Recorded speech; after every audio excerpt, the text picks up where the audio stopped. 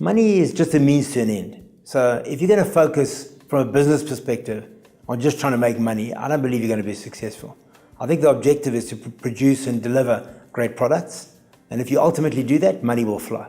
What's mostly inspiring to me is listening to how other players in my field run their businesses, what they do to motivate their staff, how they get the best out of their staff. Those are all key elements for me. If I can understand that well and start to integrate, take some of those components into my business, that for me is probably number one. Comfort zone, guys, is a dangerous space. And you can, from even an entrepreneurial perspective, get into a comfort zone where your business is performing very well. You start to get good turnover. And as a result, you tend to relax, rest on your laurels. And that's when your competitor has the ability to sneak in.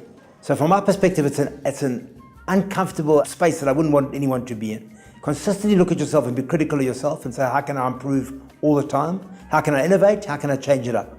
I absolutely don't like comfort zones. And I've been in that place before.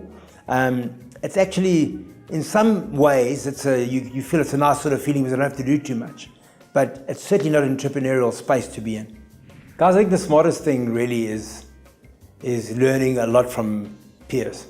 Get to understand people that have been successful in different organizations, understand why, how, what did they do, and as much effort and time that you can spend in that space, learning, I think it'll help tremendously in your organization or whatever you do going forward.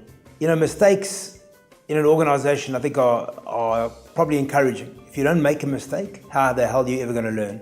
So from my perspective, I do encourage mistakes. I don't have a particularly negative, and I don't jump up and down, shout, scream when someone makes a mistake in an organization or myself particularly.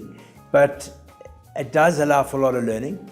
And having been in this space for so many years, I think that it allows you to actually progress quite quickly. Consistently remain passionate about what you do and don't let any negatives get you down. Anybody who aspires to be an entrepreneur, spend at least 3 years in that space. It takes about that time to get a business going.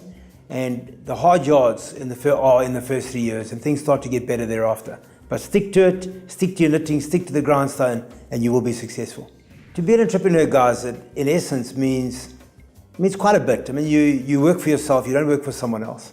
I think that's quite a significant issue. You have to look at yourself in the mirror on a regular basis. You have to look each day and ask yourself, have you actually been successful? Did you have a good day that day? And if you don't manage yourself and control yourself from that perspective, it becomes quite difficult to call yourself an entrepreneur. You need to be focused on that element. Look at yourself in a probably a very critical way on a regular basis and say, am I doing the right thing? Am I doing it correctly? So from my point of view, I don't want to work for another organization or a big, large organization. I want to work for myself. I want to have the ability to have a great team of people and build a great team around me and see the benefits of what I've done. Meow.